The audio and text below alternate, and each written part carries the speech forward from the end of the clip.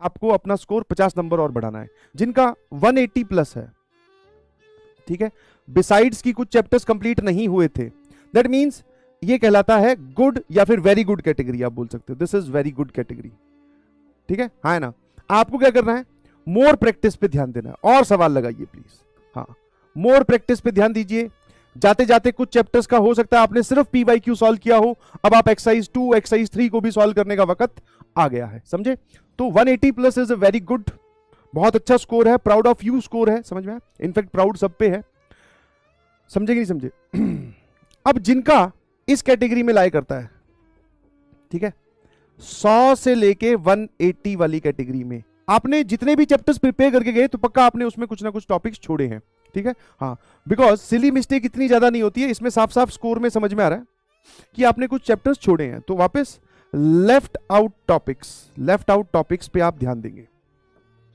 जो भी छोड़ा हो, जो भी आपने केमिस्ट्री छोड़ी हो, फिजिक्स छोड़ी हो, या मैथ्स छोड़ी हो, या मैथ्स के अंदर एक चैप्टर पढ़ा उसका कुछ पार्ट छोड़ा हो, अब उन चैप्टर्स को आपको कंप्लीट करना है, उन पे पूरा पूरा टिक लगना चाहिए कि हाँ सर समझे कि नहीं समझे। लेफ्ट आउट टॉपिक्स पे आपको ध्यान देना है, प्लस प्रैक्टिस तो है ही बेटा ऑब्वियसली, क्योंकि बिना प्रैक्टिस के तो सर नंबर नहीं आते, बिना कैलकुलेशन के कुछ नहीं होता है गणित में। और एक जनरल ऑर्डर जो पेपर में दिया जाता है, लाखों करोड़ों बार समझाने के बावजूद भी हम ऐसे अटेम्प्ट करते हैं, और कई बार सर हम ऐसे पहुंच पाते हैं, और कई बार हम ऐसे। पूरी मैथ अटेम्प्ट करने वाले बहुत कम वैरायटी देखी जाती है, बिकॉज वो फिजिक्स केमिस्ट्री में उलझे रहते हैं, ठीक है। तो आपका स्कोर मैथ्स में कम आ रहा है, उसका एक मेजर कारण ये भी है कि मैथ्स सबसे लास्ट में होती है, समझ में, हाँ है ना। आप फिजिक्स और केमिस्ट्री में इस बात से कितने लोग एग्री करते हैं कि हाँ भाई मैथ्स लास्ट में थी, इस वजह से सर हम उसमें लास्ट में ही पहुंच पाए, और जब हम पहुंचे तो आइडियल टाइम ये नहीं है कि 1 घंटा नहीं जी, केमिस्ट्री तो 30 मिनट्स मैक्सिमम, या 45 मिनट चलो बच्चों के हिसाब से, फिजिक्स भी 45 मिनट्स वाली ही आई थी इस बार, तो 45 तो सर समझ गए, बाकी टाइम कहां था भाई। यस, ये जो आपने टाइम आपका गायब हुआ है, आप अगर ध्यान से देखोगे तो सर क्वेश्चंस में उलझन में लगे में, वहां बैठकर उस पर सोचने में हमने टाइम वेस्ट किया है, सवाल को काट के फिर से करने में हमने टाइम वेस्ट किया है, इसका फॉर्मूला क्या होगा ये बात वहां बैठ के सोचने में हमने टाइम वेस्ट किया है, बताया तो था याद नहीं आ रहा है, समझ में, that means lack of practice, lack of test attempting strategy, आपने टेस्ट अटेम्प्ट ढंग से नहीं किए जो कि आपको बोला जाता है।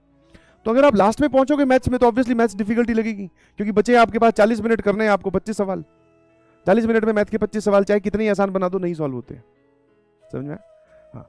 तो आपको कम से कम 1.5 घंटा या 1.25 घंटा निकाल के रखना चाहिए मैथ्स के लिए, और मैथ्स जो है वो रैंक में डिफरेंस दिलवाती है, समझ में, हाँ। क्योंकि बहुत सारे लोग जनरली यही कमेंट देखा जा रहा है पिछले 4-5 सालों से कि भैया मैथ्स डिफिकल्ट है, मैथ्स बहुत लेंदी है, पीछे आती है, मतलब ये बच्चे नहीं बोलते कि लास्ट में आती है, बट हमें पता है ना, आप वहां पहुंचते ही बहुत लेट हो, ठीक है, समझाएं। तो लैक ऑफ प्रैक्टिस जिन की है, आप अब एक सबसे इंपॉर्टेंट चीज जो है वो आपने एक्सपीरियंस कर लिया है कि जेईई मेंस क्या होता है, वो क्या पूछता है। कितने लोग ईमानदारी से अपने दिल पे हाथ रखते हुए ये बात बताएंगे कि हाँ सर जो चैप्टर्स हमने पढ़ के गए थे, जो आपने यहां पढ़ाए, उनमें वही बातें आई जो आपने बताई, ऐसी कोई नई फैंसी चीज, दुनिया से हट के चीज हमें वहां देखने को नहीं मिली। एग्री करते हो क्या, ईमानदारी से बताइएगा।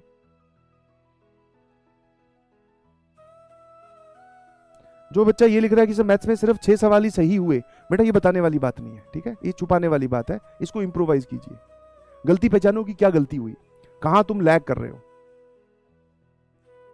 एग्री, जो बातें बताई गई थी थ्रू आउट द सेशन, वापस ईमानदारी से दिल पे हाथ रख के, कि अगर आप उसको फॉलो करते तो ज्यादा ट्रेमेंडस, या फिर मैं ऐसा नहीं बोल रहा हूं कि सर उनको फॉलो करते हो रैंक 1 आ जाती, नहीं, बट जिस स्कोर पे आप अभी हो आराम से 40 से लेके 50 नंबर आपके ज्यादा आते, और 40 से 50 नंबर ज्यादा आते भैया, कॉन्फिडेंस ही अलग होता, समझ में। तो जब मैं पूरी सराउंडिंग को, पूरी कहानी को देखता हूं, या एक बच्चा जो पेपर देख के आया है वो सेल्फ रियलाइजेशन कर लेता है कि हाँ भाई नंबर लाए जा सकते हैं, पढ़ने वालों के नंबर आते हैं, जो चीजें क्लास में बताई गई, अब वो क्लास जो है वो बहुत बड़े इंस्टीट्यूट की हो या किसी कोर्स की हो जिसकी फीस नॉमिनल है, बातें वही हैं, कंटेंट वही है, चीजें वही है, आपके पास है। आप अगर डोलोगे कहीं और भागोगे तो उसका कोई इलाज नहीं है। अभी भी बहुत सारे लोग सेल्फ रियलाइजेशन करके, बहुत सारे बोला है मैंने, नॉट ऑलमोस्ट, बहुत सारे लोग सेल्फ रियलाइजेशन करके, इस बात को फील करके, अब तक तो सिर्फ बताई गई थी, सुना था, फील नहीं किया था सर, अब इस बात को फील करके कि हाँ भाई जो क्लास में बताया जाता है वो ढंग से पढ़ लें और पीवाईक्यू सॉल्व कर लें और अगर हम कंसिस्टेंटली पढ़ाई करते रहें तो हमारे नंबर अच्छे भले आ सकते हैं। सिक्योर रैंक, एक अच्छी रैंक जेई मेंस में, एक अच्छी ब्रांच, एक अच्छा एनआईटी आराम से पाई जा सकती है, आराम से। I am using the word आराम से। तो इस बात को रियलाइज अगर कर लिया तो आपका डेफिनेटली 100% सेकंड अटेम्प्ट बहुत अच्छा जाने वाला है। फर्स्ट अटेम्प्ट ड्रॉपर्स में पहले ही मान के चला जा रहा था कि आपका स्कोर थोड़ा रहेगा कम। सेकंड अटेम्प्ट में ऑब्वियसली आपका स्कोर या वो अटेम्प्ट आपके लिए है, क्योंकि 12th वाले जो है वो तो बोर्ड से निकल के तुरंत ही उस अटेम्प्ट पे पहुंचेंगे, तो उनके पास रिवीजन का बहुत कम टाइम होगा। आपके पास अच्छा वाला टाइम है, और अच्छे भले टाइम को भुनाना सीखिए प्लीज। समझ में आया? कोई ना कोई कमी जरूर रही होगी, बहुत सारी बातें तुमने अपने आप से कही होगी, कुछ ना कुछ तो अधूरा रहा है। ठीक है ना? और हमारे टीचर्स ने हमसे बार बार यही कहा है कि पढ़ाई करते रहिए प्लीज। ठीक है, अपनी कमियों को पूरा करते हैं और जो अपनी कठिनाइयां हैं उनको चूरा करते हैं। समझ में? चूर दो उनको। अभी मैं फिर बोल रहा हूं, सेम स्ट्रेटेजी पहले चल रही थी वो फिर से बोली जाएगी, कोई बदलाव नहीं हुआ उस स्ट्रेटेजी में। आपको मोस्ट इंपॉर्टेंट टॉपिक्स की लिस्ट दी गई, क्या वो बेनिफिशियल थी? आपको फाइनल 50 की शीट दी गई, क्या वो बेनिफिशियल थी? आपको क्लास में पढ़ाया गया, आपने नोट्स बनाए हैं, शॉर्ट नोट्स बनाए, क्या वो बेनिफिशियल थे?